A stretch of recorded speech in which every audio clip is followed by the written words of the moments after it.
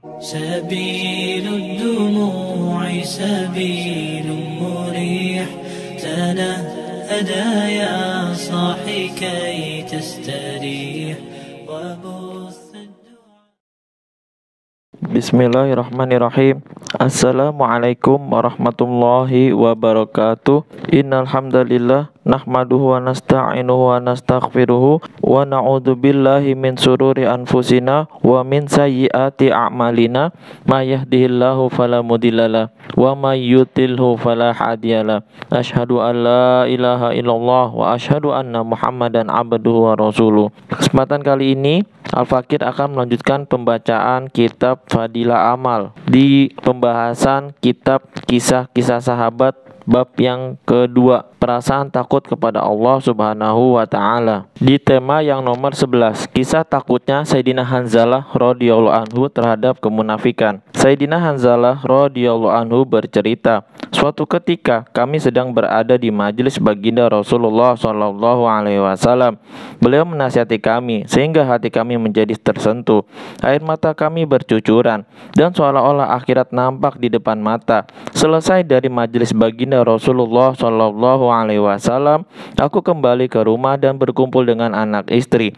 Kemudian kami mulai berbicara mengenai sedikit masalah dunia, bercanda dengan anak-anak, dan bercumbu dengan istri. Akibatnya, pengaruh suasana yang aku dapatkan dari majelis baginda Rasulullah Shallallahu Alaihi Wasallam pun mulai sirna. Maka terlintas dalam pikiranku, ternyata keadaanku berbeda dengan keadaan ketika di majelis baginda Rasulullah Shallallahu Alaihi Wasallam itu. Aku berkata dalam hati, kamu telah menjadi munafik, karena kenyataannya di hadapan baginda Rasulullah Shallallahu Alaihi Wasallam keadaanmu seperti itu, dan sesampainya di rumah keadaanmu seperti ini. Akhirnya aku keluar rumah dalam keadaan menyesal dan sedih sambil berkata, Hanzalah, kamu telah munafik. Saat itu aku berpapasan dengan Sayyidina Abu Bakar radhiyallahu anhu. Aku berkata kepadanya, Hanzalah telah menjadi munafik. Mendengar perkataan ini dia berkata, Subhanallah, apa yang sedang kau katakan?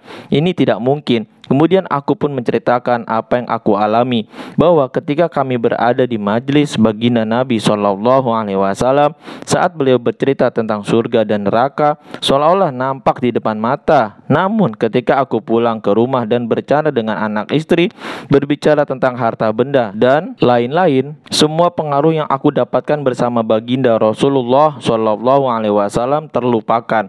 Sayyidina Abu Bakar radhiyallahu anhu menyahut, hal itu juga terjadi pada diri saya. Kemudian keduanya menemui baginda Rasulullah Shallallahu Alaihi Wasallam. Sayyidina Hanzalah radhiyallahu anhu berkata, ya Rasulullah, aku telah menjadi munafik. Beliau berkata, apa yang terjadi? Sayyidina Hanzalah radhiyallahu anhu bercerita, ya Rasulullah, jika kami berada di hadapanmu dan engkau menceritakan surga dan neraka kepada kami, seolah-olah keduanya nampak di depan mata. Akan tetapi jika kami berpisah dengan engkau, bercanda dengan anak istri kami, dan sibuk dengan pekerjaan rumah tangga, semuanya terlupakan. Beliau menjawab, demi zat yang nyawaku berada di dalam kekuasaannya, jika setiap saat keadaanmu selalu seperti ketika bersamaku, maka para malaikat akan berjabat tangan denganmu di tempat tidurmu dan di jalan-jalan. Wahai Hanzalah, hanya saja keadaan seperti ini adalah langka, tetapi terkadang seperti ini, terkadang seperti itu. Dari kitab Ihya Ulumuddin dan Sahih Muslim. Faidah: manusia memiliki keperluan hidup yang harus ditunaikan, yaitu makan, minum, anak, dan istri. Bahkan menanyakan keadaan mereka pun penting. Demikian pula usaha mengingat akhirat seolah-olah nampak di depan mata adalah penting. Meskipun kita tidak mampu setiap saat, kita jangan terlalu berharap setiap saat dapat mengingat akhirat seolah-olah nampak di depan mata, karena itu adalah derajat yang langka. Sebab itu adalah seperti derajat para malaikat. Mereka tidak disibukkan dengan urusan lain tanpa memikirkan anak istri, tanpa memikirkan mata pencaharian, dan tanpa memikirkan urusan keduniaan. Sebaliknya, manusia senantiasa dibebani keperluannya sebagai manusia, sehingga tidak dapat menetap dalam satu keadaan seperti malaikat. Dengan demikian, yang harus kita renungkan adalah betapa tinggi perhatian para sahabat radhiyallahu anhum terhadap agama mereka. Jika sedikit saja keadaan mereka berubah dibandingkan ketika bersama baginda Nabi Shallallahu Alaihi Wasallam, mereka menyangka bahwa diri mereka sudah orang munafik. Dalam satu syair, perasaan cinta akan menimbulkan beribu macam prasangka buruk dan kekhawatiran. Jika anak kita yang kita cintai sedang dalam perjalanan, kita mengkhawatirkan perjalanannya. Jika kita mengetahui bahwa daerah yang dituju terkena wabah penyakit atau bencana, berapa banyak surat serta telegram yang akan kita kirimkan.